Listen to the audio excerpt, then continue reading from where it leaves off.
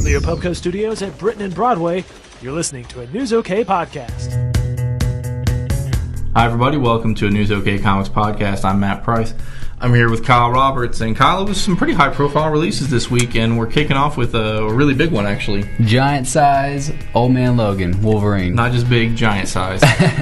Yeah, this has been a fairly long series, right? Mm-hmm, yeah, fairly long, and especially with the delays, it probably seems even longer than it was. Mm-hmm. But Mark Miller and Steve McNiven, the Civil War team, did their sort of alternate take on Wolverine in the future, sort of Wolverine Unforgiven, if you want to say kind of a pop culture reference to it. Definitely. It's very, talk about what's going on in this issue. Yeah, very gruesome, as it has been kind of throughout the whole thing. Mm-hmm.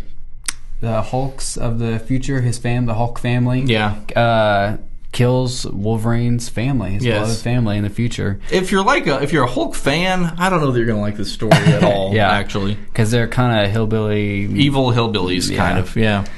But very gruesome. Actually, I mean, I think it's a pretty good ending. Very cool. Yeah, Mark Miller, I think, tends to maybe not nail the endings, and I think this ending works as well as any, I mean, maybe a little better than most of his, although, again, like kind of has been the situation for the whole series, you kind of have to turn off your knowledge of the Marvel Universe. Nobody really acts in character, even Wolverine, until maybe the very end. So nobody really acts in character at all, but if you look at it as kind of a alternate take, it's certainly well drawn and has some good storylines in it. So. Definitely. Like super, super violent. Let me just throw that out there. Super gruesome and violent. So keep that in mind. Yeah, Spider-Woman #1. They released this as both a motion comic on iTunes and as a regular comic book. I watched both. I read the comic and watched the iTunes thing. I thought it worked better as a comic book. I mean, the iTunes thing was okay. I enjoyed the pacing and the delivery and everything, maybe because I can control it more in my head, more in the comic book version. But this has got Jessica Drew after the whole secret invasion. She's being recruited to kind of ferret out these sleeper Skrull agents. Now, I know you're anti-Skrull, Kyle, but were you able to get through that part of it? Yeah. And this is very, like you're saying, it's very character-driven and kind of setting up the story. Mm-hmm. So, yeah, I actually enjoyed it. I mean, Bendis and Malieve are a good team, so I look forward to more from it.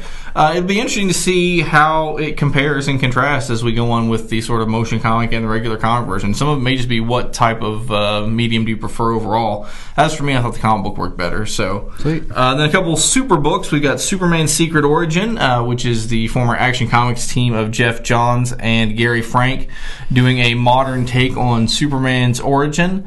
If you've read Superman for any number of years, every once in a while they kind of go in and tweak his origin. Man of Steel by John Byrne, Superman Birthright by Mark Waid, and this is Jeff Johns' take on it. This seems to be bringing it more in line with maybe the Silver Age version where he was Superboy and they had the Legion of Superheroes. It's sort of modernizing that take on Superman's origin. Kind of a younger Superman. Yeah, kind of a younger Superman, at least as far as it starts. I enjoyed it quite a bit. I like this take on Superman, and Gary Frank is just an amazing artist.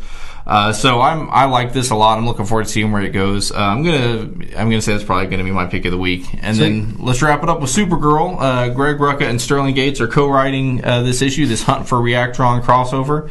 Jamal Igle is the artist.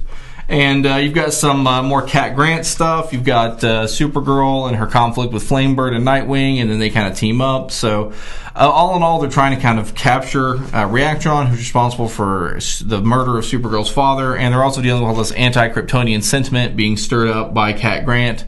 You've also got a good Lois Lane scene as she kind of comes to the defense of her adopted son, Chris Kent, who is Nightwing. So I enjoyed it. I thought the first issue of this crossover in action was kind of a scene setter. I thought things really got moving in this issue. So another solid issue. Yeah, good action and some good character stuff. So sweet. Two good super books. My pick of the week is Superman Secret Origin, but I can't go wrong with Supergirl either. Would you? I'll pick Spider-Woman. All right, very good. So a couple of good ones out of each company this week, and we will return next week with more comics for you. So for Kyle Roberts, I am Matt Price. Thanks for watching.